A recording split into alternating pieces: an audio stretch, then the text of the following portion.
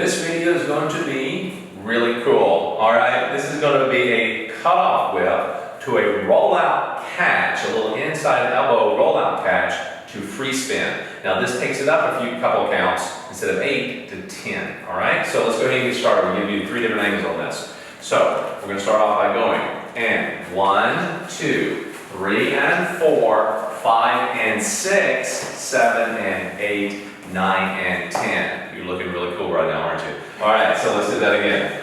Ready? And 1, 2, 3 and 4, 5 and 6, 7 and 8, 9 and 10. Yeah, you like it already, don't you? All right, let's take it from this angle.